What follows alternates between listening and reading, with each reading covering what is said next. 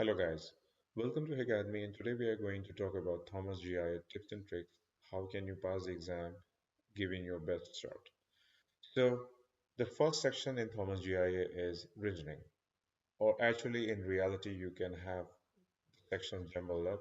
You can have some other section at the first and something else on the next and so on. But anyway, the first part for you to understand is how to solve the reasoning questions of Thomas GIA. Usually for the reasoning questions, you will have some kind of a pattern. The first one will be the truth, what exactly the question is about, and second one will be basically the question on top of that, and then you will get bunch of options on afterwards. As soon as you hit the button, like if you choose Jack in that case, then that's it. Then you get the next question. So there's no option that you go back and you can change your answers. It's just as soon as you click on it, it just goes to the next question. So to solve this question, it's very easy actually if you try to understand or try to decipher like what will be the best way to solve this question. So to solve this question, if you see Jack wears bigger shoes than Ray, the trick is don't look at anything else except Jack, Big, Ray. That's it. Doesn't matter it's a shoe or it has a big arm, big leg, big shirt, doesn't matter. So what mentally you can think of is like Jack, Big, Ray. So you know Jack is bigger than Ray. Who is bigger feet? Jack. Okay? And it also perfectly fits here. Jack wears bigger shoes than Ray, and yes, Jack has a bigger shoe. That means Jack has a bigger feet. And that totally works well. And in my case, I have got 96 percentile in Thomas GIA, and I also did the same. I did practice myself, and this is also what I tried to do. And basically, after this, you can solve the questions very, very fast.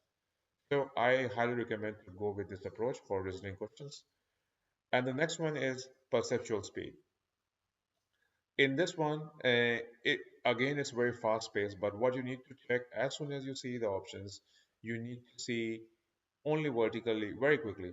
J, G, J, and small j, capital J, P, and B, Y, L. So you have to see it seems simple, but you have to see it very quickly. And when you are doing things fast, the chances of you doing a mistake gets much higher. So that's why you have to be very cautious when you're doing this. Though it looks simple, but it's very deceiving because if you do a mistake, you get a negative point in Thomas GIA. So that's why you have to be very careful. And only way you can fix this part is by practicing under pressure. And for that, of course, you have option to do free tests on Thomas GIA on Heycademy, which is the description. In the description of this video, you can see the details and there's a link to that. But to solve this question, you have to be really fast at looking in this, but at the same time, very cautious. And never look like all in one go. Always column by column and then find an answer. So for example, SG, JJ, PB, YL, and you have to identify how many places contain different letters. So, first is like 1, then it's gonna 0, 2, 3. Answer is 3 in this case. So that's for perceptual speed. The next one is number speed and accuracy, and this is the toughest one, I think. If you are not good at maths, then it can be tricky for you. But basically, this could be also easy if you have a strategy around it. But no matter what, you need to practice as much as possible. That's for sure. But you need to understand how do you reach the answer in these questions. It might seem tough, but actually it's not that tough if you get a hang of it. So for example, in this question, it's how it's solved. Basically, you have always there will be three numbers in this, 6, 10, 7, for example, in this case. So how to solve this question? You find the minimum, find the maximum, and from the third one, which is left, the third number will be left, and basically you will try to subtract the minimum with the median and the maximum with the median. Median is the number which is between the two numbers. Okay, that's why it's called median. So and when you try to subtract the number which is the highest, basically that's the one which is the answer. If you didn't understand this part, then you can also replay this part of the video. So Find the minimum, find the maximum, and then from the third one you subtract. So from this, in this example, you subtract 6 from 7 and 10 from 7. Okay, so which will be the higher number? 10, because 10 is more far from 7. 6 is just next to that.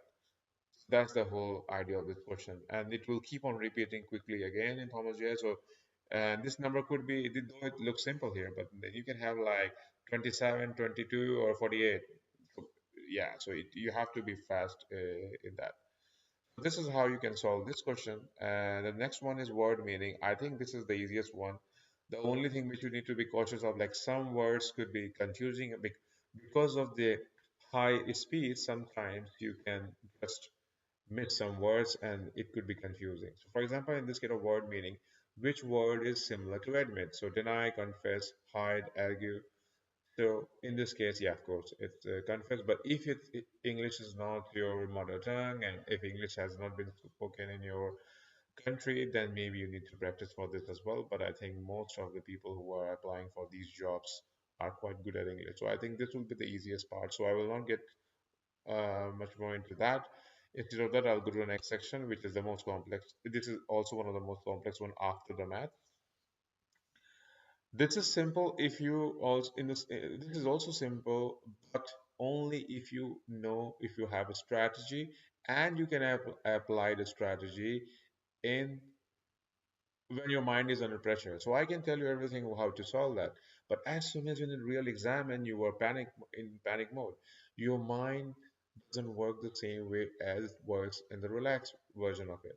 So that's why keep your calm and solve it with a what's a proper calm mind. That's the only way you're gonna get like best results of it. But at the same time, also fast, focused and fast at the same time, but also apply the strategies.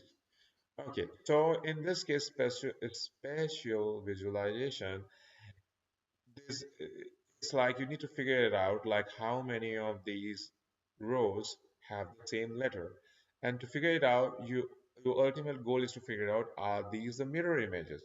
If they're the mirror images, then it's not the same letter because mirror image of something is totally different of that.